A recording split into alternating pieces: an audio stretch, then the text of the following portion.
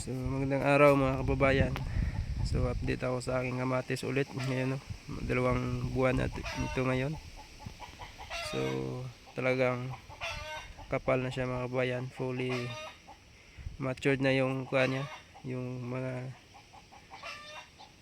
dahon niya, no? Dahil 2 buwan na ito ngayon. So may mga bunga na po ito pakunti-kunti sa loob mga kababayan. So hindi ko pa na pruning, no? Dahil hindi ko pa to nakuha yung lupa na lagay sa gitna. Hindi ko pa nalagay sa puno ng kamatis. So, hindi pa ako nakapag-prune dahil langanin pa po yung bunga. Hindi pa tugas yung bunga.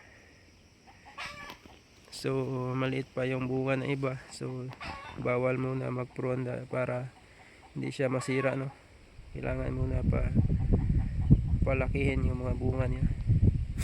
So sa ngayong buwan mga kababayan, kuhan talaga yung kamatis. Kunti lang yung bunga niya. Pag Nobyembre na itanim yung kamatis, kunti lang yung bunga talaga. Iba talaga pag kuhan ngayong January o February tayo magtanim, no? Punta sa tag-init. So maraming bunga.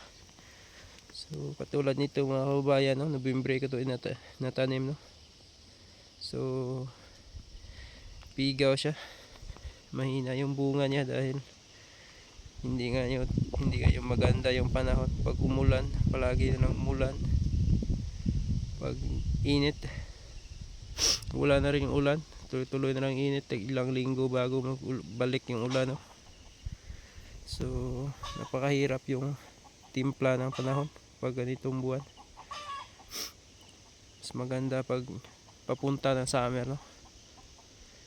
Dahil yung bunga ng kamatis marami talaga. So ngayon mga kabayan, medyo bumaba na rin presyo ngayon dito sa amin yung kamatis dahil padami na yung supply, no?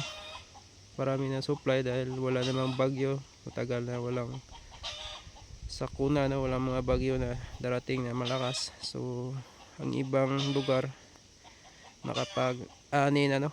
Simula na yung harvest nila.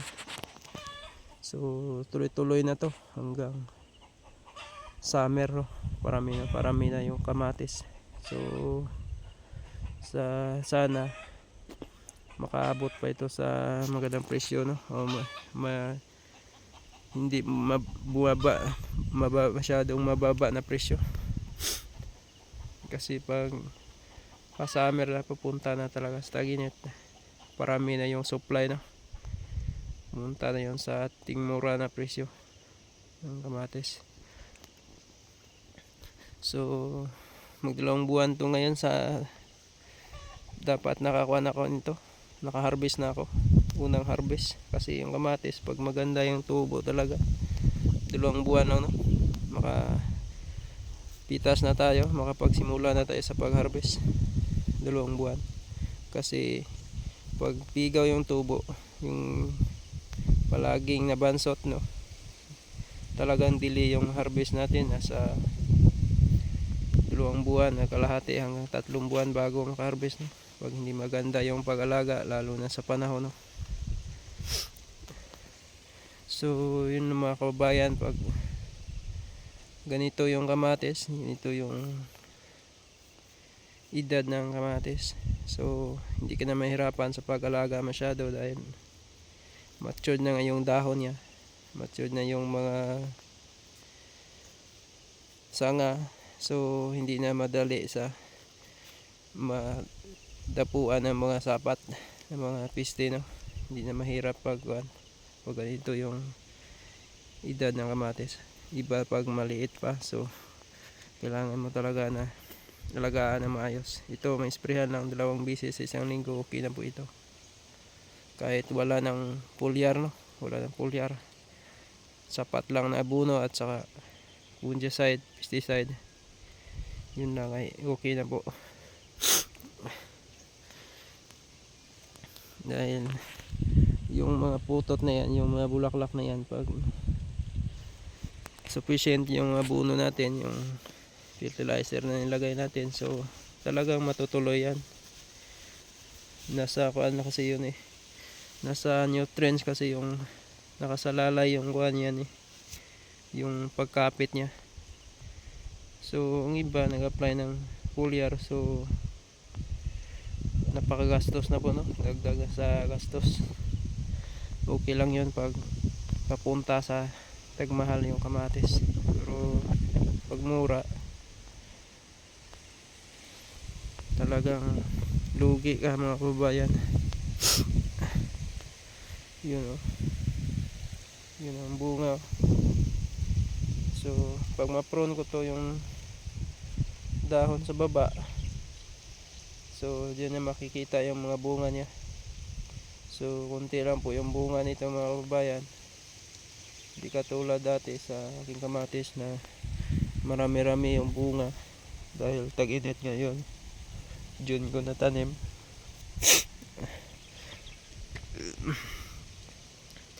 Saka maliit lang yung tanim ko ngayon. Mas maganda ngayon, maliit lang yung tanim ko dahil papunta ka sa tagmura, no?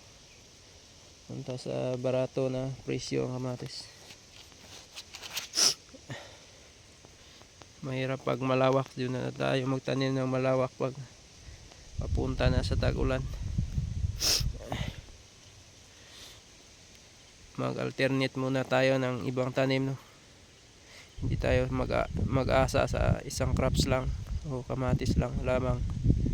Tanim din tayo ng ibang crops tulad ng mga sili, sitaw at saka ampalaya. Dahil pag bumagsak ang presyo nito mga kababayan, yung kamatis, so may pagbabawian tayo na ibang produkto, na doon tayo bumawi. Kasi hindi naman yung sabay-sabay bumagsak yung presyo ng gulay o mga ganitong produkto. So pag bumagsak yung kamatis, yung presyo ng kamatis, mas magandang presyo ng ampalaya or sili. So hindi tayo masyado na malugi, no? Mga kababayan, yun lang diskarte sa pagtatanim. Hindi tayo magtanim na puro lang na isang tanim lang, isang halaman lang. Kung kamatis lang talaga. So malulugi po tayo mga kababayan, lalo na pag bumaba yung presyo or maabutan tayo ng mga sakuna or bagyo.